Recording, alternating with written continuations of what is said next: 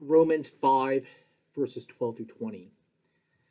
Once again, we are now in theological nerd territory. And let me warn you before I get into it, you're probably not going to like it. It really goes against our modern and contemporary and common sense of justice or right or wrong.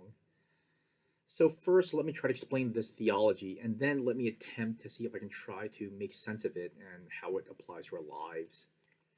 All right, so Adam sinned. All right, we know that. And as a result of the sin of Adam, he had to bear the consequences of his sin. First, he gets kicked out of the garden. Okay, so far so good in terms of making sense. That seems to jive with what we think ought to happen. And then it gets really odd, at least by our standards. As a result of the sin of Adam, all of creation is cursed. Now people die. We get disease. Work, which was supposed to be pleasant, becomes toil, which is now a curse. We live by the sweat of our brow.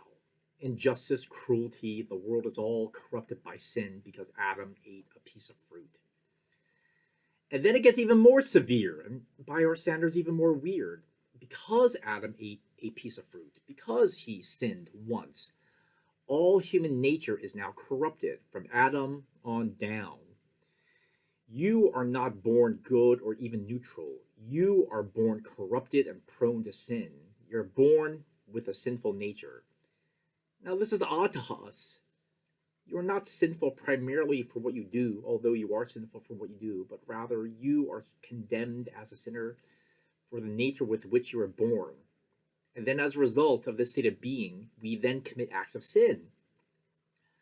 Our sinful nature comes first. The acts of sin that we commit come as a result. And you did not choose this state of being, this sinful nature. You did nothing to earn it. It wasn't any choice you made, not even your actions. Now, you've probably heard some version of this your whole life. And I gotta be honest, this is my gut reaction. This sounds really unfair. I'm being condemned for something that my distant ancestor Adam did, who knows how many thousands of years ago? Really? I mean, honestly, this sounds preposterous. I mean, I certainly commit personal acts of sin, and those sins condemn me. Fine, I can live with that. That seems fair to me by my modern standards. But I'm only committing these sins because I inherit the curse or the predisposition to sin because Adam did something, and I'm essentially being condemned for what Adam did. I think what really offends me is this: to use an academic metaphor, if I fail at a calculus test, I want to fail because I earned the F. And I get the F because I didn't study or I'm just not that smart. Now, that seems fair to me. I don't want to fail because great great granddaddy failed his calculus test. Therefore, I am doomed to fail the calculus test no matter how hard I try. I will never pass because great great granddaddy failed his calculus test. That just seems wrong. Okay, so this whole system that Paul sets up or describes, it just sounds alien to us.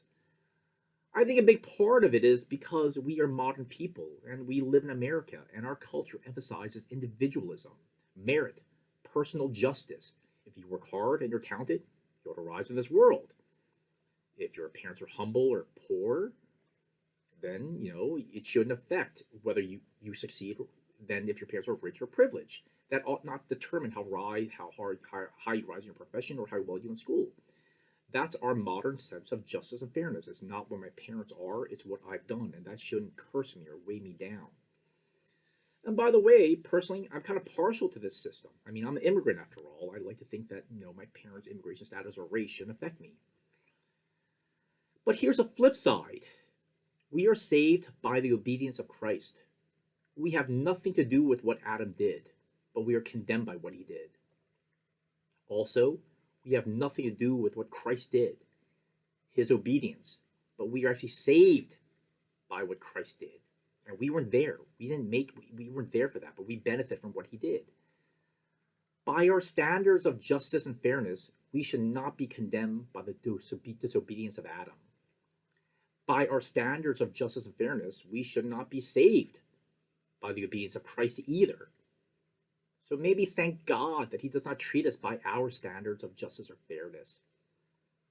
So how does all this affect us beyond the theoretical of all this stuff going on in the mysterious, mystical realm of God and the metaphysical? I mean, it feels like this is describing this cosmic drama of God and Satan, good and evil, Adam and Christ. It's all going up there in another realm, and we're down here, and all this stuff trickles down to us and affects us. But it just seems so far away, so cosmic, so distant. How does it affect us? I think part of us just doesn't like this system. It makes us feel small, powerless. We're not in control. We are at the mercy of powerful forces that are way beyond us. I said before that I don't want to get an F on a calculus test because great great granddaddy got an F on his test. However, how would you feel if you got an A plus on a test, but you didn't earn it because great great grandmom got an A plus on her calculus test and it was credited to you? It was given to you, not because you earned it, but it was just given to you because of what great great grandmom did. How would you feel about that? I can think of two possibilities at least.